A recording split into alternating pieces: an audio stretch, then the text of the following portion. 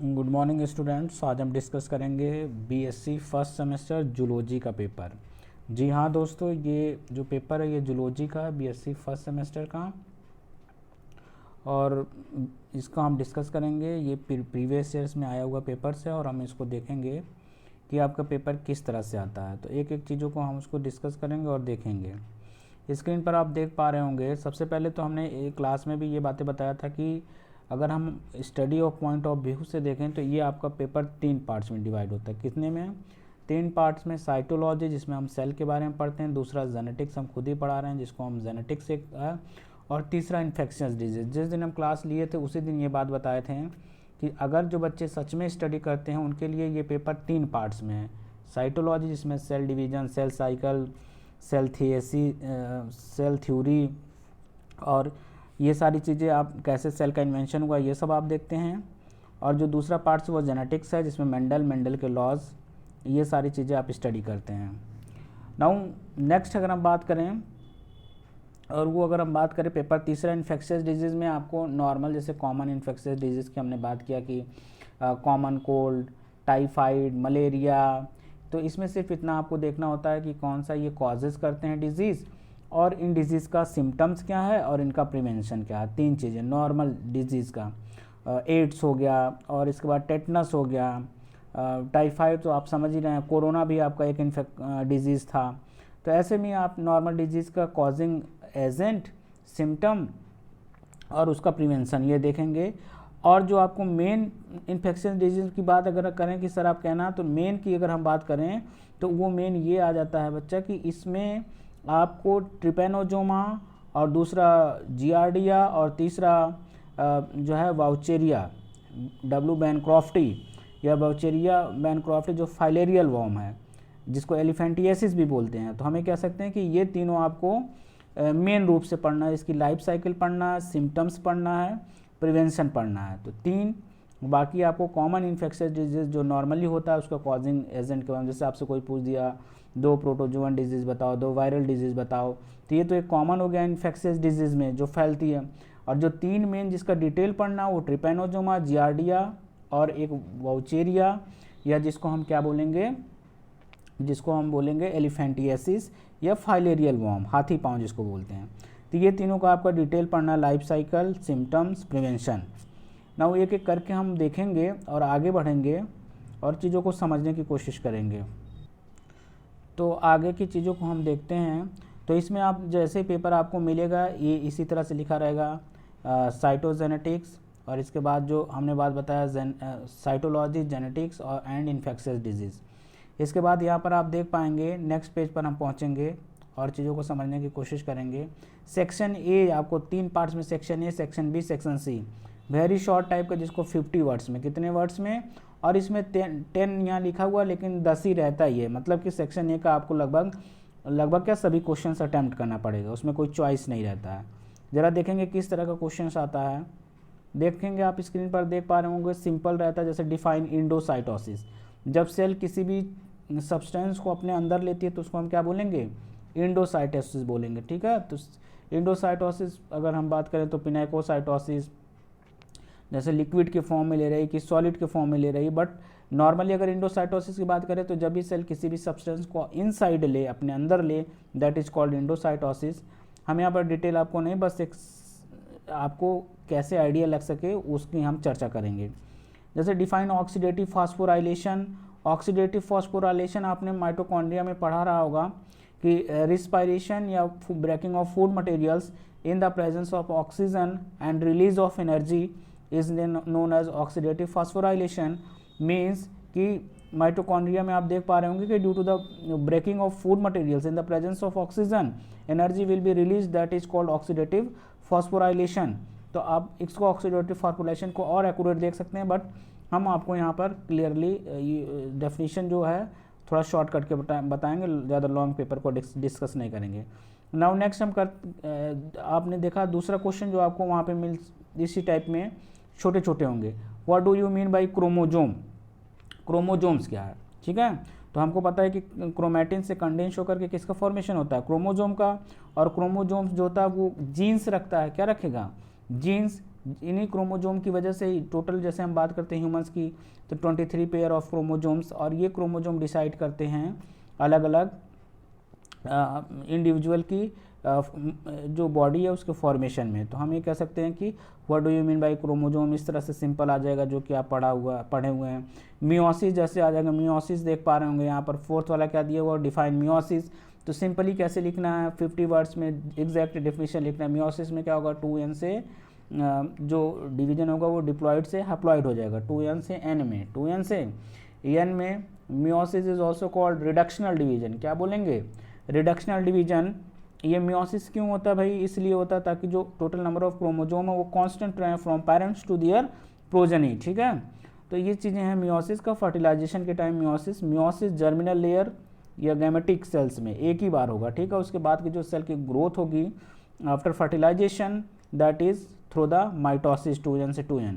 तो मियोसिस जो है वो क्या है, हैप्लॉइड या 2n से n में डिवीजन होना, मतलब डिप्लॉइड से हैप्लॉइड या reductional division. Now 5th question आप देख पा रहे हैं, अपोप्टोसिस। हमने कई बार बताया कि apoptosis is the programmed cell death. Programmed cell death कहने का मतलब है कि अननेसेसरी जो सेल्स हैं उनको हटाना ही क्या कहलाता है, अपोप्टोसिस। फॉर एग्जांपल जैसे हम कह रहे हैं हमारे 5 उंगलियां हैं, ये 5 उंगलियां आपको दिख रही हैं, अब इनके बीच बीच में मेम्ब्रेन थी, इनके बीच बीच में पतली मेम्ब्रेन थी, और इस मेम्ब्रेन को अपोप्टोसिस के थ्रू क्या कर दिया गया, सेपरेट कर दिया गया, तब जाके हमारी 5 उंगलियां खुल रही हैं। तो इसको बोलते हैं प्रोग्राम्ड सेल डेथ। अगर अपोप्टोसिस नहीं होती तो ये उंगलियां अपने, जैसे बत्तख का आपने पैर देखा होगा, पतली पतली मेम्ब्रेन पड़ी रह जाती है, तो उसी तरह से हमारी उंगलियों में भी क्या होती, मेम्ब्रेन पड़ी रहती है, उंगलियां खुलती नहीं। कभी कभी किसी किसी बच्चों को आप देखते होंगे ऐसे उंगली एक सटी रहती है, बाद में डॉक्टर ऑपरेट करके इसको ओपन कर देता है। It will be due to the apoptosis. Programmed cell death, जिनकी ज़रूरत नहीं है उनको हटा दिया जाए सेल को, कभी कभी नहीं हट पाता है तो एक आँख उंगली ऐसे सटी रह जाती है, ठीक है, बीच में मेम्ब्रेन, तो उसमें ज़्यादा दिक्कत नहीं होती है, माइनर ऑपरेशन करके उसको सेपरेट कर दिया जाता है। तो apoptosis is the programmed cell death. Now next देख पा रहे हैं, define incomplete dominance. It's a very easy question, I have explained already.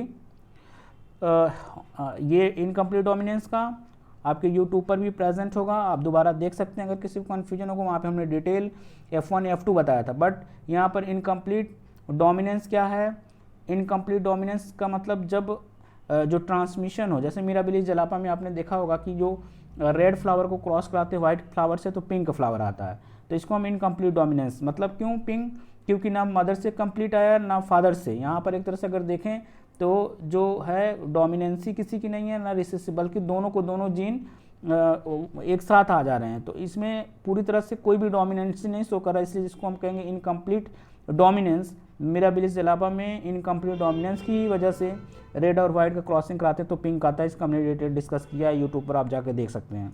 Define alleles, alternative genetics पर ध्यान देंगे। Genetics is a very interesting subject, अगर आप एक बार समझ जाते हैं ना तो जीवन भर नहीं भूलता है, समझ रहे हैं, जस्ट लाइक अ मैथमेटिक्स। तो एलील्स के alternative form of a gene, किसी भी जीन के 2 अल्टरनेटिव फॉर्म होंगे, कितने होंगे, कैपिटल टी हो सकता है, स्मॉल टी हो सकता है, कैपिटल टी हो सकता है, कैपिटल टी हो सकता है, स्मॉल टी, मतलब किसी भी जीन के 2 अल्टरनेटिव फॉर्म होंगे और दोनों में से कोई एक सेलेक्ट होकर के जाता है पेरेंट्स से प्रोजेनी में, तो alternative form of a gene is known as allele. Now next 8 इस पे आप देख पा रहे हैं, 8 हो गया। नेक्स्ट पे हम देखेंगे 9, 8th 9th 10th। तो आपने सेक्शन ए में देखा था टोटल कितने क्वेश्चन थे, सेक्शन ए में 10, तो 10 का 10 करना पड़ेगा, सेक्शन ए में चॉइस नहीं रहता है। Now pedigree analysis, now comes to pedigree analysis. आप देख पा रहे हो क्या है पेडिग्री एनालिसिस, जिसको फैमिली चार्ट भी बोलते हैं। ऐसे जैसे कॉपी चेक कर रहे थे तो एक बच्चा पेडिग्री एनालिसिस का लिखा था, it is the food of dog, हाँ पेडिग्री आती कुत्तों के खाने के लिए, तो ये तो ऐसे आप लोग आंसर लिखते हैं, ठीक है। पेडिग्री एनालिसिस क्या है भाई, पेडिग्री एनालिसिस या पेडिग्री चार्ट जो है या फैमिली चार्ट जिसको बोलते हैं, इसमें पीढ़ी दर पीढ़ी हम अध्ययन करते हैं किसको, डिजीज़ ट्रांसफ़र कैसे हो रही है, कैरेक्टर्स कैसे ट्रांसफ़र हो रहा है, तो इसके लिए हम इसको क्यों ट्री कहते हैं या पेडिग्री एनालिसिस पेडिग्री, क्योंकि हमें पता है कि ह्यूमन में एक्सपेरिमेंट करने देना कोई अलाउ नहीं करेगा। तो हम क्या करते हैं भाई, चले गए दादा का रिकॉर्ड ले लिए, फिर फादर का लिए, फिर बच्चे का लिए, तो इस तरह से एक स्टेप बाय स्टेप फिर उसको हम एनालिसिस करते हैं with the help of chart, तो जिसको हम कहते हैं पेडिग्री एनालिसिस, ठीक है, चार्ट की ऐसा सपोज करो दादाजी से फिर देखें कि उनके बेटे में कौन सा गुण गया, फिर देखें उनके बेटे में कौन सा गुण गया, फिर देखें उनके बेटे में कौन सा गुण गया। तो ये पीढ़ी दर पीढ़ी F1 F2 F3 F4 ऐसे स्टडी करना है, एनालिसिस करना, डिजीज़ का एनालिसिस करना या किसी भी कैरेक्टर्स का एनालिसिस करना, that will come under the pedigree analysis. Now next पहुंचते हैं बच्चा 9th पर। What do you mean by autosomal recessive inheritance. Autosomal हो, रिसेसिव हो, नॉट कैसे हो, ऑटोसोमल एंड रिसेसिव। तो ऑटोसोमल एंड रिसेसिव से आप क्या समझेंगे, कैसे ये ट्रांसफ़र होता है। इनहेरिटेंस का मतलब ट्रांसफ़र होना, ठीक है। तो रिसेसिव कैरेक्टर्स और किसके थ्रू जाए, ऑटोसोमल के थ्रू जाए, तो इसको भी आप देखेंगे। नाउ नेक्स्ट हम कहते हैं डिफाइन वायरस। वायरस क्या है भाई, वायरसेस, ठीक है। तो वायरसेस को देखेंगे, viruses is the connecting link between living and non living, ठीक है। वायरस सजीव और निर्जीव की एक कनेक्टिंग लिंक है, ठीक है। और भी थोड़ा वायरस के बारे में देख लेंगे, बट ये समझेंगे कि वायरस अगर बॉडी से बाहर है तो नॉन लिविंग है, बॉडी के अंदर एंट्री कर जाएगा तो क्या हो जाएगा, लिविंग। और इसकी डिफिनेशन भी देख लेंगे, ठीक है।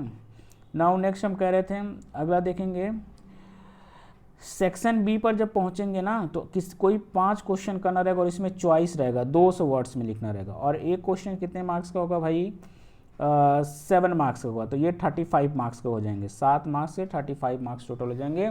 इसमें चॉइस होगा 9, तकरीबन 8 या 9 क्वेश्चन होंगे, जिसमें से आपको कितने करना, 5।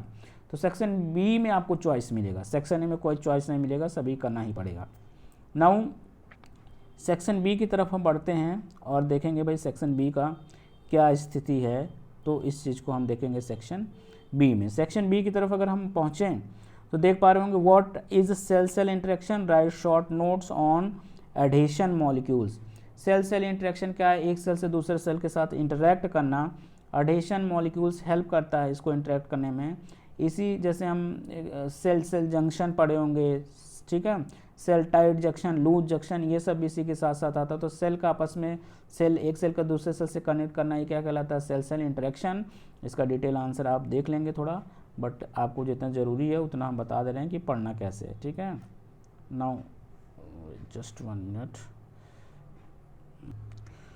तो ये चीज़ें हो गई आपकी सेल सेल इंटरेक्शन की, ठीक है। और उसके आगे हम देखेंगे क्वेश्चन नंबर 3 देखते हैं क्या है। क्वेश्चन नंबर 3, क्वेश्चन नंबर 3 आप देख पा रहे होंगे, थोड़ा सा बड़ा करते हैं।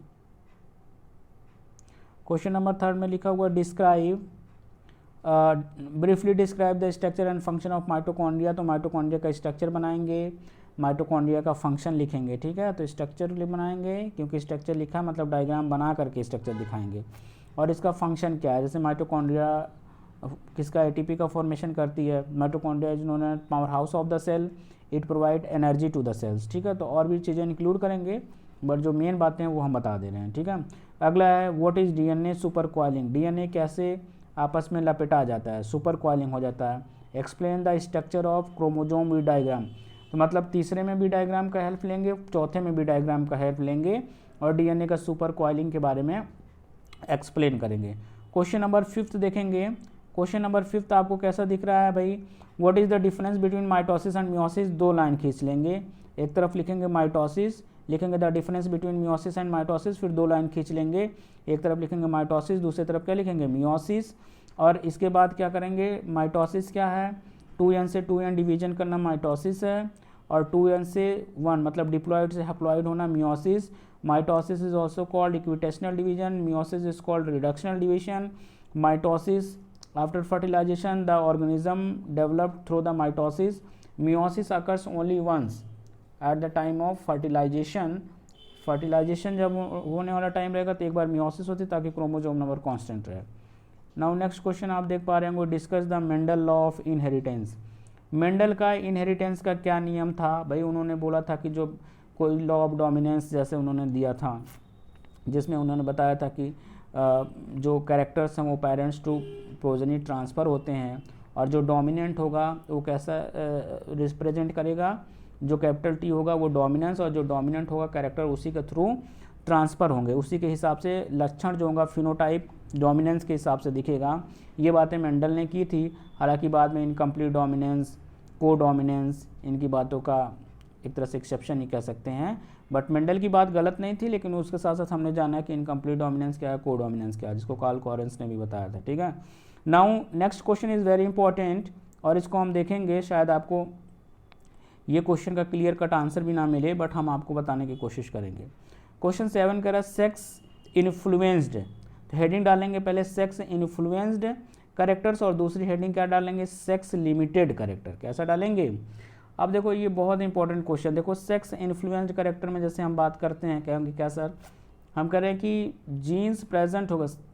देखो सेक्स इन्फ्लुएंस जैसे हम बाल्डनेस कहते हैं, किसकी बात कर रहे हैं, बाल्डनेस जो है वो मेल में भी होगा फीमेल में, लेकिन मेल में कितना होता है 50%, कितना होगा 50% कहने का मतलब मेल में बाल्डनेस का ज़्यादा चांसेस है इन कंपेरिजन टू फीमेल में 25%, क्योंकि यहाँ पर एक पार्टिकुलर सेक्स में ये कैरेक्टर ज़्यादा इन्फ्लुएंस कर जा रहा है। इन्फ्लुएंस का मतलब एक तरह से कह सकते हैं जंप कर जाना।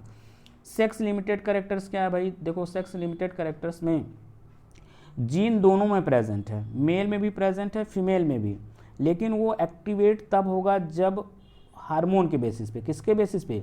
हार्मोन को, मतलब सेकेंडरी सेक्सुअल कैरेक्टर, जैसे तुम लोगों ने पढ़ा होगा मुस्टैसेस और दाढ़ियों का, मूछ और दाढ़ी का आना, ये किस है, टेस्टोस्टेरोन या एंड्रोजन हार्मोन, तो हम कह सकते हैं मेल।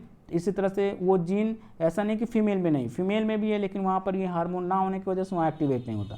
इसी तरह से हम कह सकते हैं डेवलपमेंट ऑफ ब्रेस्ट मेल में भी है फीमेल में भी है, लेकिन वो डेवलप्ड एक्टिवेट तभी किस में होता है, ईस्ट्रोजन हार्मोन की वजह से फीमेल में एक्टिवेट होगा, डेवलपमेंट होगा, जबकि मेल में डेवलपमेंट नहीं होगा। तो मतलब हम कह सकते हैं कि एक में लिमिट कर जाए और दूसरे में क्या हो जाए, एक्टिवेट हो जाए। और क्या वजह है, ये सिर्फ वजह क्या है, हार्मोन की वजह से। तो इसको हम कहेंगे सेक्स लिमिटेड करेक्टर। और सेक्स इन्फ्लुएंस्ड करेक्टर किसी में ज़्यादा इन्फ्लुएंस कर जाए, किसी में कम। इसका एग्जाम्पल कौन है, बाल्डनेस। कौन एग्जाम्पल है भाई, बाल्डनेस, मेल में गंजापन आ जाना, तो उस सेक्स इन्फ्लुएंस्ड करेक्टर के अंडर में आता है, ठीक है। डेफिनेशन देख लेंगे और यही चीज़ें उसमें होगी, ठीक है। नाउ नेक्स्ट 7 के बाद हम 8 देखेंगे। ध्यान रहे बच्चा, इसमें से सम में से कितना क्वेश्चन करना है, कोई जो है वो आप क्या कर लेंगे, कोई 5 क्वेश्चंस करना है, ठीक है, कोई भी 5, लेकिन हम यहाँ सभी चर्चा कर दे रहे हैं। व्हाट इज कैरियोटाइप, जीन का karyotype. Define any 3 structural chromosomal, कोई क्रोमोजोमल डिसऑर्डर या एबनॉर्मलिटीज, जैसे हम कह सकते हैं, हम यहाँ पे इसको क्या कर लेंगे, एक्सप्लेन कर लेंगे।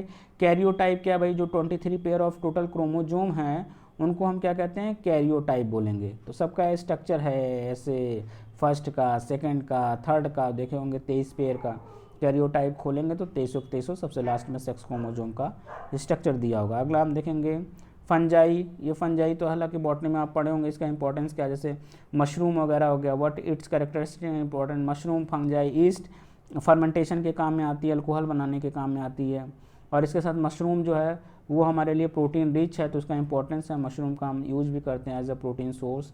तो ये है फंजाई के बारे में। नाउ हम come to the section C. किस पे आएंगे हम, सेक्शन सी पर आएंगे। किस पर आएंगे, सी को देखेंगे, जस्ट 1 मिनट। सेक्शन सी की तरफ हम बढ़ते हैं और इसको देखने की कोशिश करते हैं। सेक्शन सी में एनी 2 क्वेश्चन, इसमें भी चॉइस होगा और कोई 2 क्वेश्चंस करने होंगे। कितने क्वेश्चन, सिर्फ 2 क्वेश्चन करने होंगे। फर्स्ट क्वेश्चन आप देख पा रहे होंगे, और कितने वर्ड्स में है, ये एक क्वेश्चन 10 मार्क्स का होगा और 500 वर्ड्स का। मतलब जिस बच्चे को डाउट होगा सर 500 वर्ड्स कैसे होंगे, तो कम से कम 1 पेज, 2 पेज, 3 पेज, मतलब एक पन्ना और 1 पेज जिसको बोलते हो, एक तरफ इधर, एक तरफ इधर, फिर एक तरफ इधर, ठीक है, जिसको हम 3 पेज बोलेंगे। कितना बोलेंगे, 3 पेज बोलेंगे, ठीक है। तो हम देखेंगे किसको, हम देखेंगे explain the process of oxidative phosphorylation. Oxidative phosphorylation with the help of diagram का इस्तेमाल करेंगे, और माइटोकॉन्ड्रियल ऑक्सीडेटिव फास्फोराइलेशन जो आपको बताया गया वो पूरा इस पर एक्सप्लेन करना पड़ेगा with the help of figure के साथ। क्वेश्चन नंबर 11 देखेंगे, इजी क्वेश्चन था, oxidative phosphorylation. Discuss the structure of nucleus in eukaryotes and its function. इसमें भी न्यूक्लियस बनाएंगे, बताएंगे कि न्यूक्लियस जेनेटिक मटेरियल में कंट्रोल, न्यूक्लियस कंट्रोल करता है सभी सेल ऑर्गेनेल्स को। जेनेटिक मटेरियल्स में यूकैरियोटिक न्यूक्लियस वेल डेवलप्ड होगा न्यूक्लियस, और बाकी इसके अदर्स फंक्शन को भी, इसके फंक्शन और ये सारी चीज़ें हम क्या करेंगे, एक्सप्लेन करेंगे। जेनेटिक ट्रांसमिशन में ही न्यूक्लियस हेल्प करता है, ठीक है, और इसका सेंटर में प्रेजेंट होगा। सेल के कैसा होगा, सेंटर में प्रेजेंट होगा। ये भी क्वेश्चन 11 भी इजी है। नाउ नेक्स्ट क्वेश्चन हम देखेंगे, डिस्क्राइब द लाइफ, हमने बोला था ना कि जो तीनों आपका इन्फेक्शियस डिजीज उसमें से एक पक्का आता है, वाउचेरिया, बैनक्रॉफ्टी जिसको फाइलेरियल डिजीज, ट्रिपैनोजोमा और जियार्डिया, इन तीनों में से एक तो लॉन्ग में कंफर्म है आता है, ठीक है, जिसमें आपको लाइफ साइकिल, सिम्टम्स, प्रिवेंशन के बारे में बताना रहता है, लाइफ साइकिल को डायग्राम के हेल्प से एक्सप्लेन करना रहता है। नेक्स्ट क्वेश्चन देखेंगे 11th वाला, ये भी क्वेश्चन ठीक है। Write are short notes on the following sex determination in human, sex determination XX और XY के पर चर्चा करेंगे कि कैसे हेल्पिंग है सेक्स डिटर्मिनेशन में, ठीक है, male female. JAK STAT pathway, ये प्रोटीन सिग्नलिंग पाथवे आता है, मतलब सेल टू सेल सिग्नल को पहुंचाने के लिए ये जैक स्टैट भी है, तो ये भी हम क्या करेंगे देख लेंगे। जैक स्टैट के बारे में और जानने की अगर इच्छा होगी तो थोड़ा सा देखेंगे कैसे जानेंगे। और तो ये था आपका पेपर, आप भी देखिएगा और अपने दूसरे दोस्तों तक भी क्या करिएगा, शेयर करिएगा, ताकि उन लोगों को भी इन्फॉर्मेशन लग सके। कई दिन से सोच रहे थे तो हमने सोचा कि आज डिस्कस कर देते हैं। ये देख पा रहे होंगे, जिस बच्चे को दिक्कत होगी जैक स्टैट पाथवे क्या है, या जिसको समझ नहीं आ रहा होगा कि कहाँ से लिखें, तो ये देखिए, chain interaction between protein in a cell involves process such as immunity, cell division, cell death, इन सब को ट्यूमर फॉर्मेशन, इन सब को कंट्रोलिंग का जो काम करेगा वो कौन करता है, इसी को कहते हैं जैक स्टैट पाथवे। तो जो बच्चों को दिक्कत होगी वो यहाँ से लेकर के और यहाँ तक लास्ट, यहाँ तक जो है, वहाँ से लेकर के कहाँ तक, वहाँ से लेकर के लास्ट तक, यहाँ तक, इसके नीचे तक, ये यहाँ तक जो है पूरा लास्ट तक कर लेंगे, ठीक है। तो लास्ट तक कर लेंगे तो वो आपका तैयार हो जाएगा disorder affecting the immune system, ठीक है। तो ये था जैक स्टैट के बारे में और बाकी पेपर का डिस्कस किया। हमें लग रहा है कि इससे आपको फ़ायदा हो पाएगा, तो ज़्यादा जानना पूरी तरह से आप खुद भी सुनिए, दूसरे दोस्तों को तक भी पहुँचाइए। और भी वीडियोज़ हम इसी तरह से लेकर आते हैं। Thanks for listening as watching. जो बच्चे ज्वाइन नहीं किए हैं वो ज्वाइन कर सकते हैं, क्योंकि सफ़र लंबा है, first semester, second semester, third semester, fourth semester, fifth semester, तो कहीं ना कहीं अगर सब्सक्राइब किए रहेंगे तो आपको बेनिफिट्स मिलता रहेगा। Thanks for listening as well as watching. Have a nice day.